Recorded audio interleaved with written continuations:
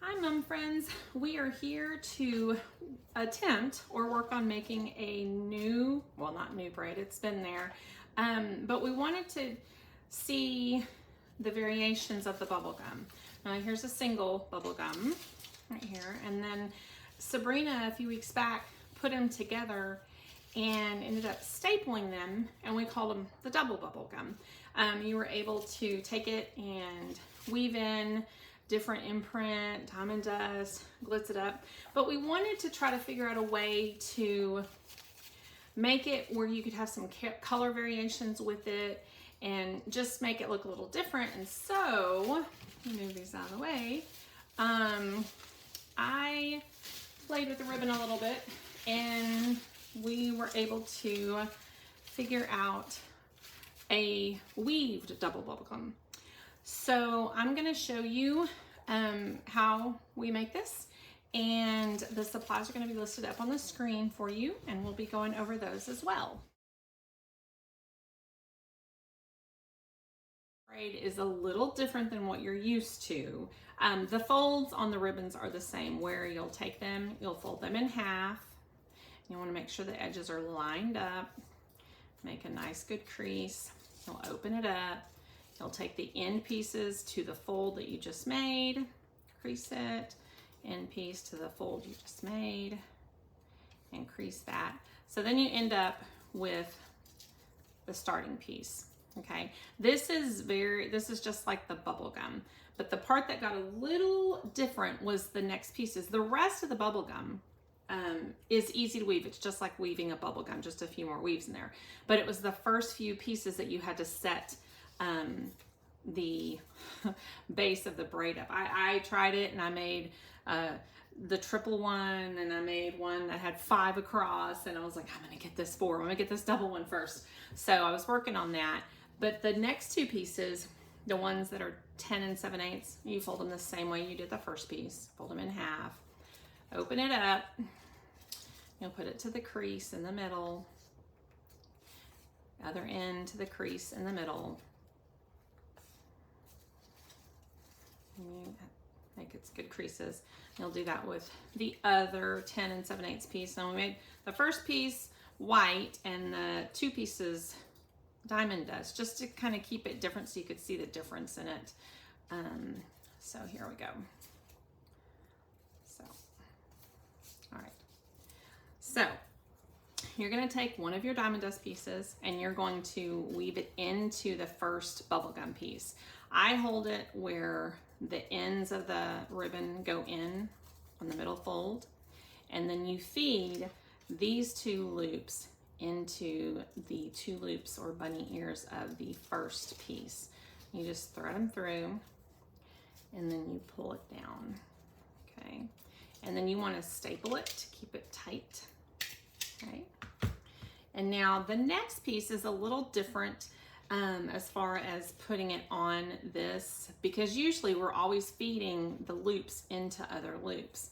But in order to make it weave correctly the rest of the way through, you're just going to put it on top of the front and the back of this. So I'm going to take it where the white piece is going to the right, the diamond dust is to the left.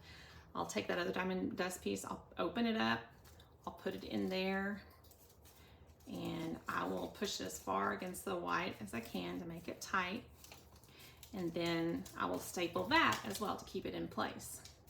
And I had to play with it so that we would get the jagged edges on the weave. So what I'll do now is I'm going to start with the red. Do the same thing. It's usually easier if you go through and you fold, well, easier for me at least, if I go through and fold them all at one time. But it's really your preference if you like doing them one at a time, or if you like doing, because sometimes you get interrupted. But this one is a great one to do in the car. Like if you're going somewhere and you want to just fold all the ribbon, and then on the way home, we start weaving the ribbon. So what I'll do is I'm going to start with the red on this piece. And of course I weave it in like that. And then it's going to go on top of that piece for the diamond dust, and on the back side I'm going to be doing the same thing going on top. I'll push it all the way through. Okay, and now So I'm going to put a clip here to hold it in place for this next weave. I'm going to do another red piece. It's easier for me. It was easier for me if I just used, did a couple of reds and then I'd go back and do a couple of blacks. So if I'm weaving on the right side, I'm weaving one color in, I'll weave the other color in, then I'll end up with a checkerboard pattern. So I'll take the next one and fold it. And go to the middle. Take the edge and go to the middle crease that we had. And oops, that one came off just a little bit. I'm going to push them in. I know there's lots of different ways people fold these.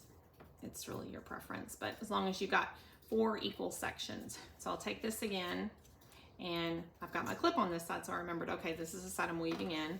I see those bunny ears. I'm going to push them into those bunny ears.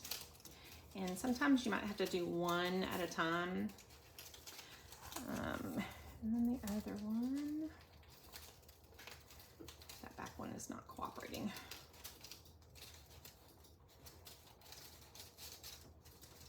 Okay, and so now we're getting that pattern that we like on those checkerboard, on the Bubblegums, and then where we can weave from the outside in. So I'll put a clip on this just to hold them in place. It just helps when you're weaving, keeps everything tight when it's not tight. So now I'm going to take my black and go on the left side, and what I may do is I may fold it like this.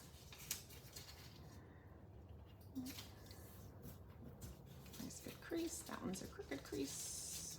There we go. And I'll take it outside the crease. And I'll take the outside and go to the middle fold like I did the other one, the right side. Make a nice neat fold. And then I'll bring them into the center. And now I'm going to weave from this side. Now, for me, I flip it over and weave because I'm right-handed. It's just easier for me. If you're left-handed, you probably can put it up through on that side, no problem. But I'm right-sided, and so when I work on the left side, it's a little bit harder. So I'll weave the black, see the 2 bunny ears, I'll weave the black in to the diamond dust. And this one, of course, is going to go on top of that second piece there. On the back, it's going to do the same thing. I want it to go on top. Diamond dust is a little tight, okay? But now I'm going to weave it into this loop. So you see that loop right there? I want to put it into that loop. And when I was showing Sabrina, she had asked, well, do you have to staple it as you go? And I said, no, you don't. Like, it stays together. It's loose as you're putting it together, but then it ends up holding together really well. Now I'll pull that through. So now, and if you can guess, I'm going to do the black one and weave it up through there. Again.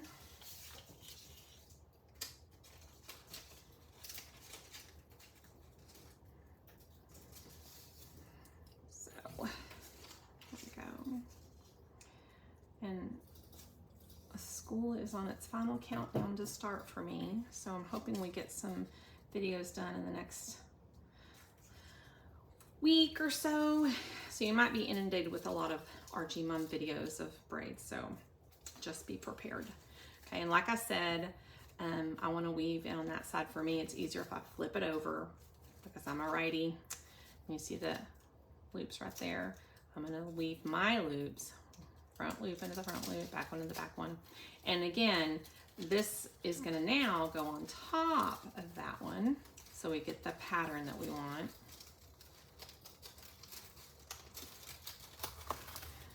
Oh, I'm fumbling with this one. There we go. Okay.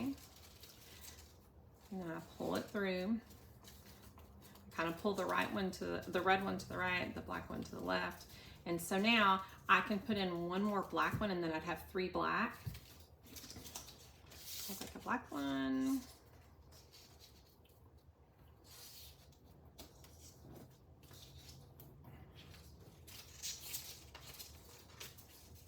And I fold it to the middle crease that I just made.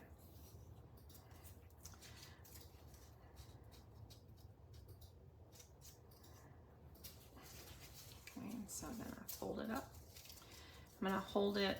It's easier when you're holding it where the edges of the ribbon go in and then the bunny ears are sticking up like that. So I'm gonna, again, weave it into those. Hope it's in this green. That one was so much easier because I'm only weaving it into one. So now we see that we have 3 black weaved into red. Move my clip up, probably right here, might move around a little bit. Now I'm gonna go to the red, of course, and I'm gonna be weaving the red in. So I'm gonna go ahead and fold 3 of them at one time. I'm sure some of you are like, fold them all at once. But when I have to fold them one at a time, I tend to make sure I go a little bit slower because even though I'm videoed, I'm still a little nervous talking to large masses of people. So it's 1.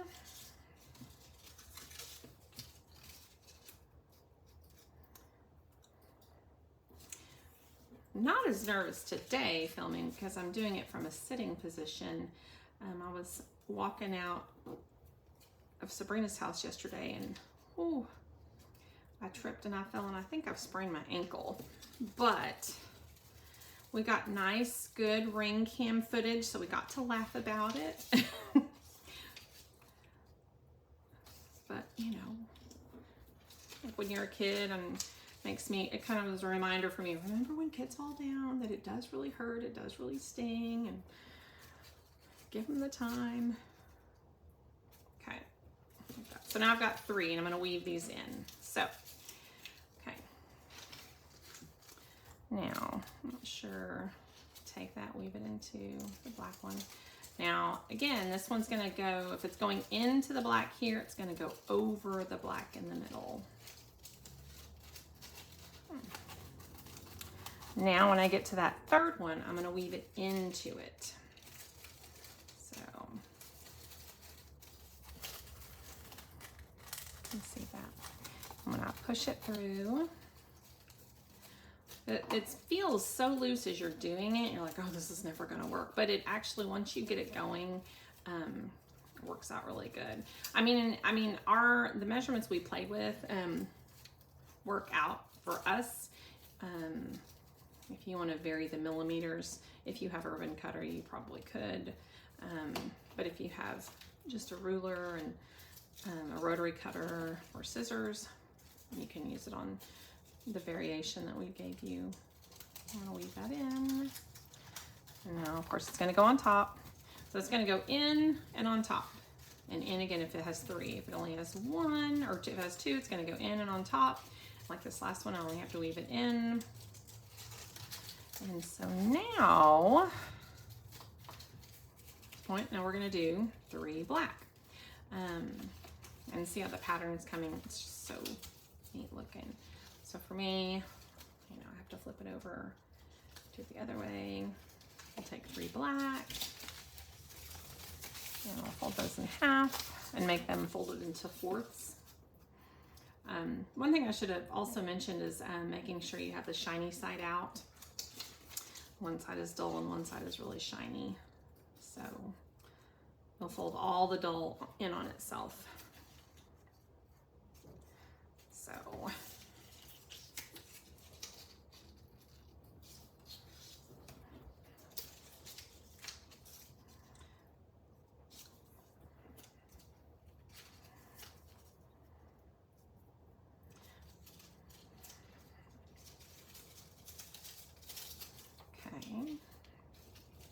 I've got one more. I have to do 3.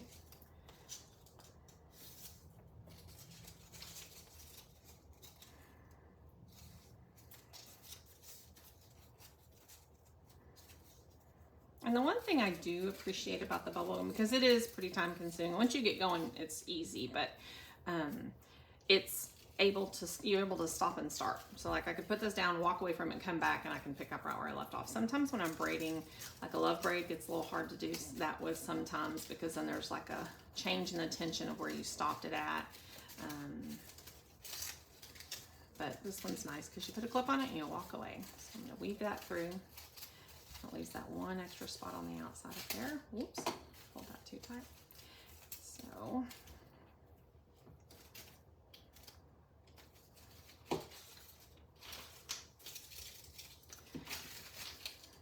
weave it into the bunny ears.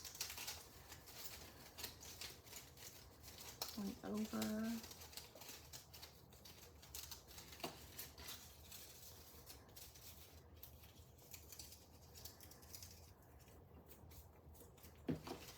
Into the bunny ears, and then with the magic of technology, you will see me work faster and end up with a full braid. Okay, I wanted to revisit on how we started this. I wanted you guys to know that you don't have to do the white and the diamond dust and diamond dust. We just did it so that way it would be easier to see which ones. Like we start with this one, the smaller piece. The white piece was 7.5 inches long. The two diamond dust pieces were 10 7/8. And I like pulled it like this just so you could see, and I kind of needed it as a template for myself as well.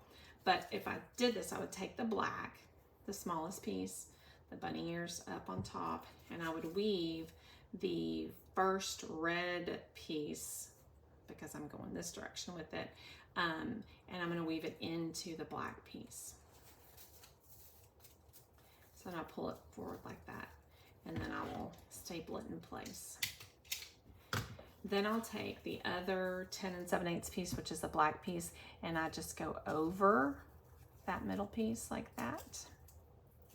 And then I will staple it in place as well. So I know that this one has weaved through, this one is just on top of it. So then I would take, let's say I took a red piece and I went in, weaved it into the black. Bunny ears, oops. And in here, weaving it in.